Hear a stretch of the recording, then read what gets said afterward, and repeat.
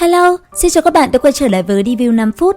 Trong diễn biến những tập tiếp theo của Thần ấn Vương tọa, trong khi các ma đoàn nhận được nhiệm vụ đi phá hủy đội vận lương của ma tộc, nhóm của Long Hậu Thần đã gặp phải bối tháp phi ma cấp 7. Sau khi lấy mạng đối thủ mạnh mẽ này, bọn họ đã thu được cái hộp thần bí. Trở về, cả nhóm đã quyết định cưa chiếc hộp đó cho quân khu bảo quản. Khi tổng chỉ huy thành khu ma mở ra một cuộc họp khẩn để điều tra về chiếc hộp này thì phát hiện bên trong là bảo bối vô cùng hiếm thấy. Bởi vì cho rằng công lao lần này là của Săn Ma đoàn nên bọn họ tuyệt đối không giữ làm của riêng. Bởi vậy, liền triệu tập tất cả Săn Ma đoàn để thưởng cho bọn họ. Khi tất cả đã tụ tập đông đủ, Hiệp ẩn số 10 và số 11 thay mặt thành khu ma cảm ơn công lao này của tất cả mọi người, sau đó cũng công khai mở ra chiếc hộp thần bí. Nương theo động tác mở nắp của vị Hiệp ẩn thiết khách kia, rất nhanh một tầng quang nguyên tố nồng đậm khuếch tán. Trong phút chốc, mọi người bất giác trừng to mắt, có ít nhất không một nửa người kinh hô ra tiếng, đây chẳng lẽ là quang nguyên tố linh lô? Lúc này, mặc dù không biểu hiện ra, nhưng Tư Mã Tiên và Lâm Hâm có chút hối hận vì đã giao ra chiếc hộp thần bí. Phải biết rằng, linh lô đều không thể dùng giá trị định mức, rơi vào tay người cần thì nó ý nghĩa vô tận khả năng.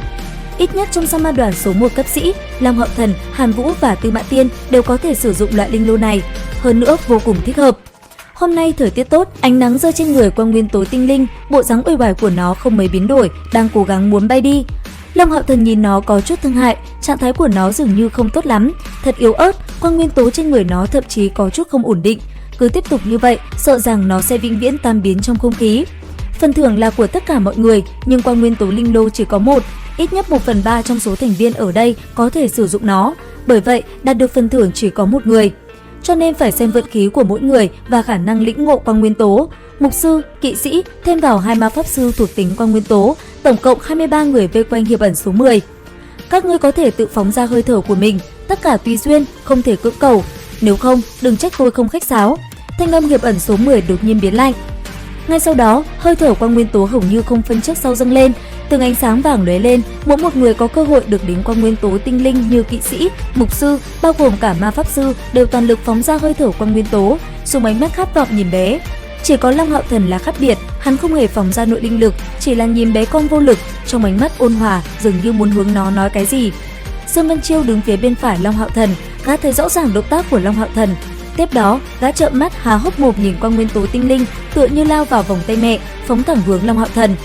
Dưới ánh mắt ngơ ngẩn của mọi người, quang nguyên tố tinh linh nhẹ nhàng rơi vào lòng bàn tay Long Hậu Thần. Nhìn hắn, dường như có chút nghi hoặc và mờ mịt. Sau khi trở về, Săn Ma đoàn số 1 vô cùng vui mừng, bọn họ vốn cho rằng Hậu Thần là con trai Quang Minh nên có khả năng gần gũi với quang nguyên tố tinh linh. Thế nhưng Long Hậu Thần lại nói cho bọn họ biết, đó là bởi vì hắn dùng nội linh lực sóng âm thành tuyến nói với nó. Hắn thề với thần quang nguyên tố, chỉ cần nó chọn mình, bản thân sẽ cho nó tự do.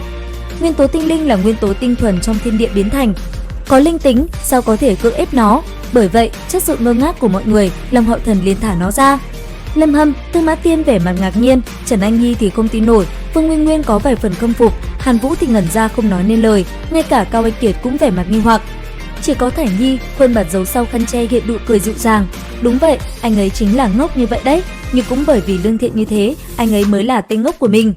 Quang nguyên tố tinh linh dương cánh, quay đầu liếc Long Hậu Thần một cái, đột nhiên xoay người bay thẳng lên không trung.